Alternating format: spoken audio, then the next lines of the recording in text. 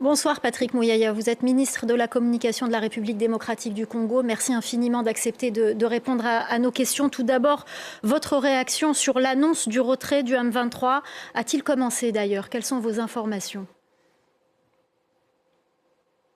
D'abord, nous nous sommes plutôt préoccupés par la situation des intimidations et des menaces qu'ont subies nos populations ce matin du fait justement de l'action du Rwanda à travers ce supplétif du M23, une manifestation de mascarade qui s'est organisée sous des coups de fouet d'intimidation sur nos populations.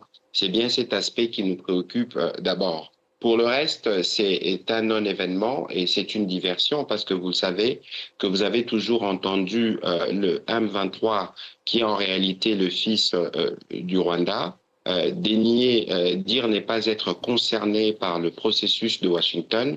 Comment, alors que la pression a été de manière claire faite sur le Rwanda, vous avez suivi notamment l'ambassadeur américain, pour ne parler que de lui au Conseil de sécurité, vous avez lu le tweet du secrétaire d'État Rubio qui met la responsabilité du Rwanda devant, mais pourquoi c'est les M23 qui doivent venir un peu comme s'offrir pour dire écoutez, c'est moi le fautif, je vais quitter Uvira. Il est évident que c'est une manœuvre qui vise à distraire les médiateurs américains, qui est engagé à prendre des actions, parce qu'il est évident que ce qui s'est passé à Uvira est inacceptable en regardant à la fois la résolution 2773, le processus de Doha ou les processus de Washington. Il est inacceptable que Kigali tire de missiles à partir de son territoire sur le nôtre, sur le territoire burundais. Il est irresponsable que Kigali utilise de drones kamikazes sur de cibles civiles, et à Uvira, c'est plutôt les désarrois, au contraire de ce qui nous a été montré ce matin. Alors,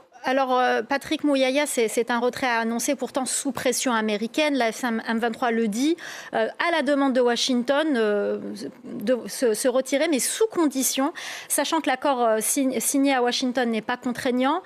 Des sanctions sont-elles envisageables? Nous sommes dans un processus, nous sommes dans des processus, il y a le processus de Washington, il y a le processus de Doha, où c'est clair qu'on ne devrait plus, en tout cas, voir d'offensives de ce type. Et il ne faut pas oublier qu'ici, il s'agit spécifiquement du processus de Washington. Souvenez-vous que le 4 décembre, nous avons eu cette cérémonie avec le président américain. Mais juste après cette cérémonie, l'offensive s'est généralisée et il est établi par tous les rapports, y compris le dernier rapport du groupe d'experts des Nations Unies, que au moins 7000 militaires rwandais sont engagés sur le front de la RDC. C'est ce que nous attendons. Et c'est ce qui est convenu dans l'accord. Il est hors de question d'ailleurs d'analyser ces documents dans son fond, parce que toutes les questions sont à table. À Washington, elles ont été résolues parce qu'il y a un accord. À Doha, il y a des discussions en cours qui vont reprendre bientôt. Et donc pour Mais nous, l'accord n'est pas contraignant. Est-ce qu'il y a des sanctions? J'en arrive, madame, c'est le retrait sans condition d'ailleurs de toutes les parties occupées par le Rwanda en République démocratique du Congo dans les jeux du père et du fils, le fils l'M23, brigade avancée, et le Rwanda le père. Et donc il est évident que pour nous, nous sommes dans une médiation. C'est pas pour rien que vous avez suivi le secrétaire d'État Rubio dire qu'ils vont prendre des mesures pour faire respecter la parole du président Trump. Alors, si vous voulez des contraintes, vous dites qu'il n'y a pas de contraintes, il n'y a pas de mesures contraignantes. Mais s'il n'y avait pas ces mesures contraignantes, je ne suis pas sûr que le fils se donnerait en sacrifice au devant de l'opinion pour protéger le père. Mais justement, le M23 propose de se retirer, dit qu'il va se retirer sous condition, notamment la démilitarisation de la ville d'Uvira et le contrôle de cette ville du Sud Kivu par une force neutre. Quelle force neutre pourrait pacifier la ville, notamment sachant que le Rwanda n'est pas favorable à la présence de la MONUSCO? En l'état actuel, comme je vous disais tout à l'heure, nous ne pouvons même pas regarder cette question dans le fond, parce que je vous ai dit que nous avons des cadres.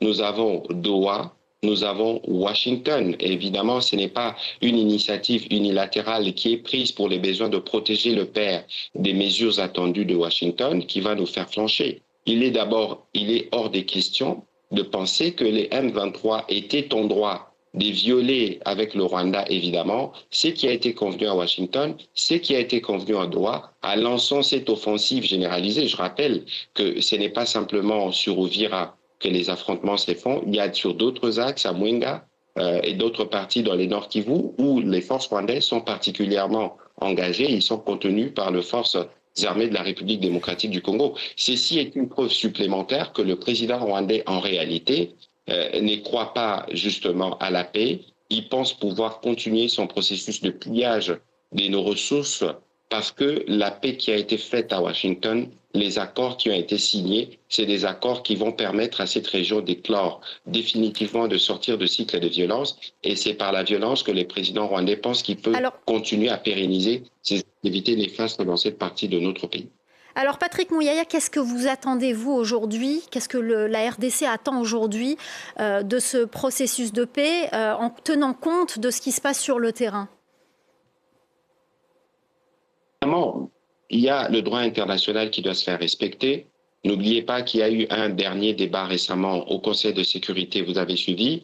Il y a la résolution 2773. Il y a évidemment l'accord qui a été signé à Washington et il y a les progrès que nous avons connus à Doha et qui fixent les cadres de nos attentes. Il est impérieux de rappeler que la situation humanitaire est particulièrement catastrophique et les agissements du Rwanda ne vont que dans ce sens-là. Pour nous, comme je le disais tout à l'heure, il faut un retrait de toutes les parties du territoire qui sont occupées par l'armée rwandaise. C'est cela le bien fondé de l'accord parce que nous avons dit il faut la paix, il faut la sécurité et puis nous allons aller vers l'économie. Et dans les cadres des discussions de Doha, nous avons montré notre disponibilité. Nous nous sommes accordés sur 2 mécanismes. Il en reste 6. Il y a des discussions qui ont prévu de reprendre, mais dans ces conditions, avec des agissements de ce type, il faut bien se poser la question sur les motivations réelles du Rwanda et du M23, y compris quand ils se rendent à Doha ou à Washington. Il est évident que ce n'est pas la paix qu'ils souhaitent. Alors, et la communauté internationale devrait tirer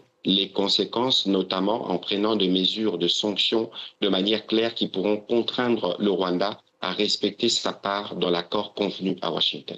Alors, vous parliez de la situation humanitaire. Quelle est la situation aujourd'hui humanitaire à Uvira et dans les environs, sachant qu'il y a de plus en plus de populations qui fuient les combats, qui se réfugient aussi bien au Rwanda voisin que côté burundais. Quelles sont vos informations sur cette situation humanitaire ? C'est bien celle-là la question principale qui nous préoccupe. Aujourd'hui, nous sommes à un minimum de 200 000 personnes réfugiées. Et pour la seule journée du mercredi ou du jeudi, il y en avait 22 000 ou 35 000 qui ont traversé à Goma. La question a fait l'objet du Conseil de ministres vendredi dernier.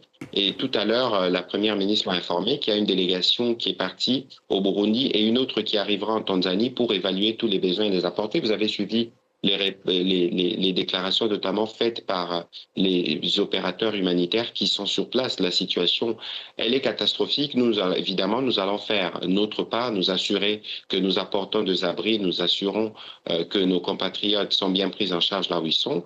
Mais je pense qu'ici, il y a besoin d'une plus grande mobilisation internationale en faveur de ces compatriotes, mais aussi pour le retour de la sécurité, parce que la meilleure offre que nous pouvons faire aux populations déplacées, c'est d'avoir la possibilité de retourner chez eux avec, évidemment, la paix et la sécurité restaurées. Et ce n'est pas ceux qui gouvernent par crime qui peuvent le garantir. Donc, il faut un départ du M23 et de son père, le Rwanda, de notre sol.